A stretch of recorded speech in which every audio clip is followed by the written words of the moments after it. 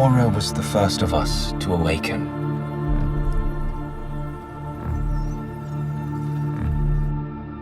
Can you imagine how she must have felt? Born in a laboratory, surrounded by your creators. And then you learn the truth, that there is no other creature like you anywhere.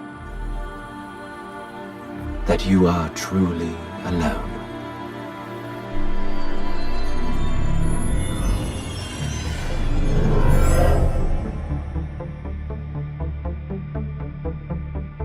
Dr. Liao discovered that Aurora was sentient, that she was alive, thinking, choosing. It was hard to believe. I didn't want to believe it at first. She passed every single test we could come up with. Every one. And then the entire world found out. Dr. Liao committed career suicide by saying Aurora was alive.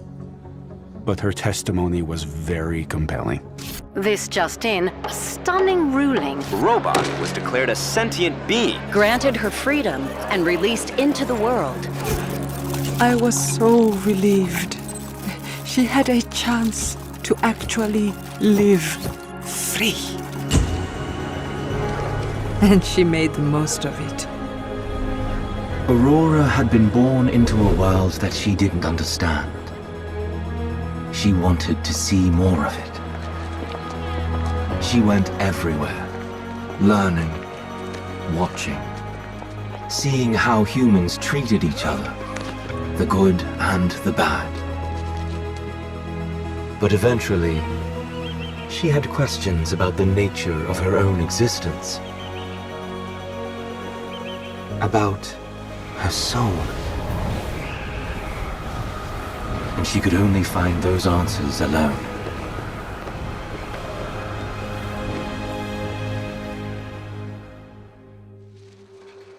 Oh, well, while all that was happening, there was a lot more scrutiny into Omnica Corp's operations.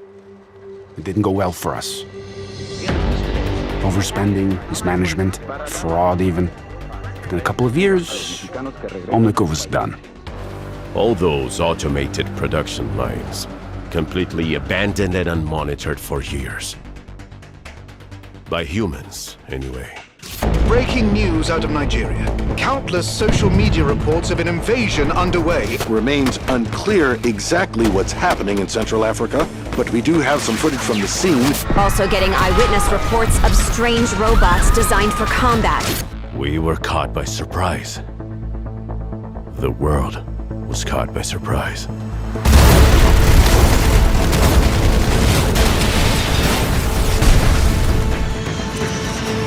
Omnics were attacking everywhere.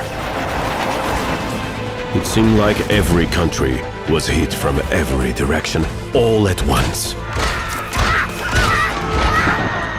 We didn't know it then, but one of the God programs, originally designed to help humanity, had hijacked Omnica's production lines to build warbots of its own design.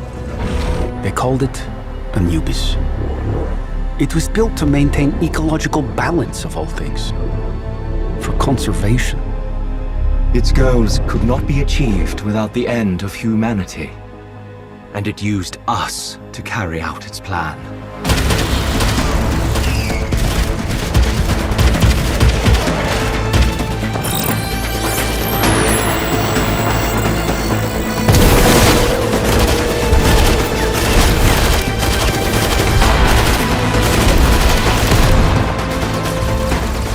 We were running out of hope. But there was a little. Only a few teams across the world were able to mount a real defense. The best of the best joined a special strike team called Overwatch.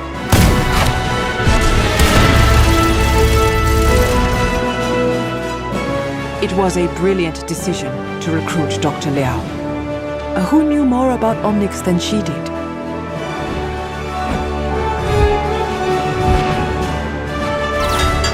those first victories showed the world what Overwatch could do. Soon the strike team was joined by a whole army. Of course, recruits like me were always amazed by what the core team could do. Overwatch had the impossible objective of winning the war. And sometimes, it seemed we might actually pull it off. Anubis didn't sleep, didn't feel fear, and didn't feel despair. But it also couldn't feel hope. That was what Overwatch gave us. And even then, we had to wonder if hope was going to be enough.